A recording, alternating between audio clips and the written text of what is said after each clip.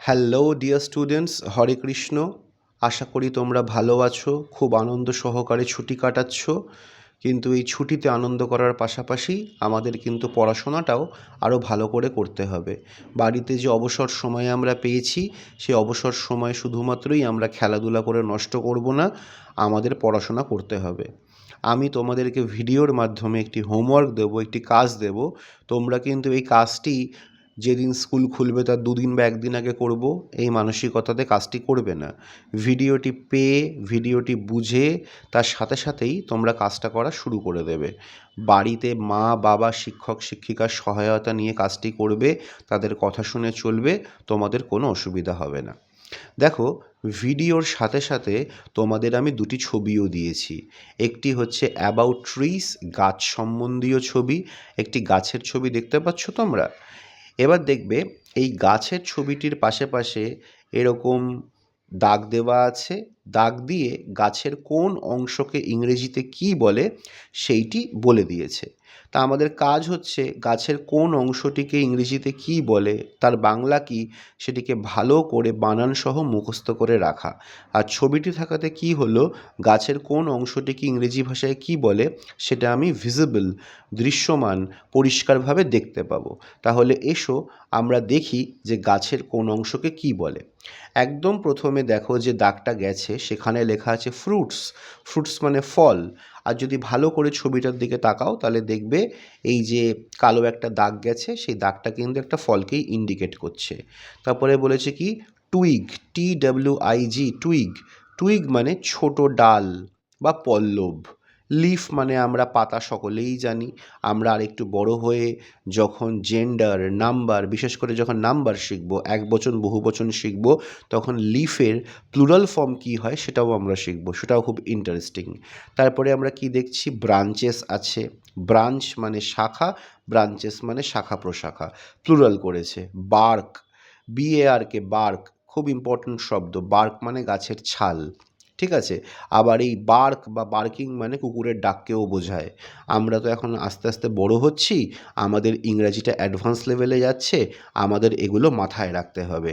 Trunk মানে গাছের কাণ্ড, রুট মানে গাছের মূল বা শিকড়, আর ক্রাউন মানে হচ্ছে চূড়া, যার একটি সহজ বাংলা যেটা আমরা চলতি বাংলায় ব্যবহার করি, মগডাল।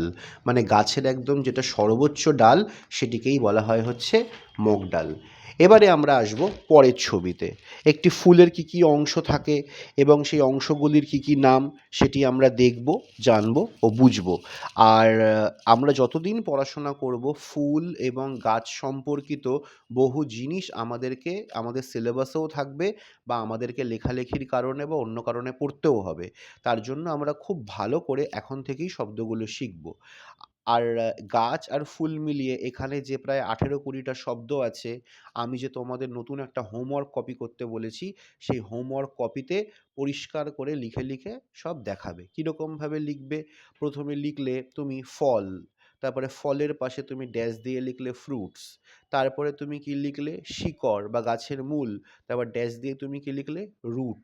চেষ্টা করবে পরিষ্কার হাতের লেখা করে করবার, ভালো করে হাতের লেখা করে করবার এবং ধরে ধরে করবার। আমাদের কাছে অনেক সময় আছে, সারাদিন ধরেও যদি আমরা এটা করি তাহলেও কিন্তু কোনো অসুবিধা নেই। পরিষ্কার পরিচ্ছন্ন খাতা এবং হাতের লেখা না হলে সেই ব্যাপারটিকে রিভিউ করা বা ইভ্যালুয়েট করা কিন্তু অসম্ভব হয়ে পড়ে।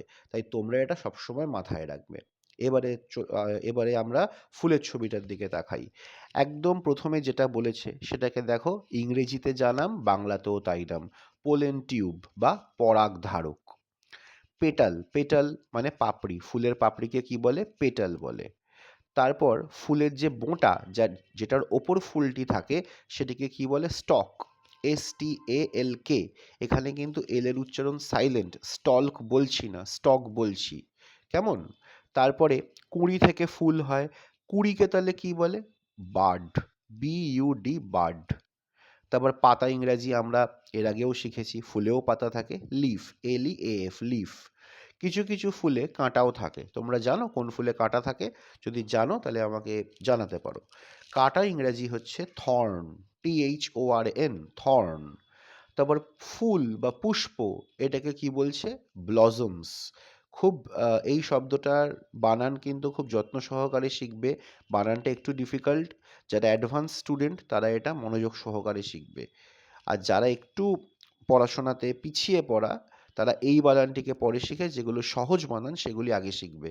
তবে এই ছবি যে পাঠাচ্ছি সেই ছবি দেখে হোমওয়ার্ক কপিতে লিখতে কিন্তু সবাইকেই হবে, সেই নিয়মের ব্যতিক্রম কিন্তু কারোর নেই। হোমওয়ার্ক তোমাকে ভালো করে করতে হবে। আর আমি কিন্তু 2-4 দিনের মধ্যেই যখন তখন যাকে তাকে বলবো যে তুমি যে বাড়িতে হোমওয়ার্ক করেছো তার ছবিটা পাঠাও। তুমি যদি তখন ছবিটি পাঠাতে না পারো তাহলে বুঝবো তুমি হোমওয়ার্ক করোনি, এবং আমি তাতে ভীষণ নিরাশ হব। তারপরে আমরা দেখি আরও 3টি শব্দ আছে, 4টি শব্দ আছে। গার্ল্যান্ড, গার্ল্যান্ড মানে ফুলের মালা। এই বানানটিও ভালো করে শিখব। আমরা সকলেই বাড়িতে ভগবানকে ফুলের মালা দিয়ে পুজো করি, ফুলের মালা দিই। মাঝে মাঝে স্কুলেও বিভিন্ন অনুষ্ঠানে তোমরা ফুলের মালা নিয়ে আসো। তাহলে ফুলের মালা ইংরাজি আমরা শিখে গেলাম গার্ল্যান্ড। তারপরে হচ্ছে স্প্রাউট। স্প্রাউট মানে হচ্ছে অঙ্কুরিত হওয়া। বাড়িতে যদি কখনো মা বাবা ছোলা এনে ভিজিয়ে রাখে তাহলে দেখবে যে ছোলা থেকে একটা সাদা সুতো মতো বেরিয়েছে, ওইটাকেই বলা হয় হচ্ছে ছোলার অঙ্কুর। আর জার্ম মানে হচ্ছে অঙ্কুর। ঠিক আছে? আবার GERM জার্ম মানে কিন্তু জীবাণুও হয়। আমি এগুলো বলছি, ভিডিওটি যখন বাবা মা বা শিক্ষক শিক্ষিকা শুনবেন এই জায়গাগুলো একটুখানি ওদেরকে বুঝিয়ে দেবেন যে জার্ম মানে অঙ্কুরও হয়, আবার জার্ম মানে জীবাণুও বোঝায়।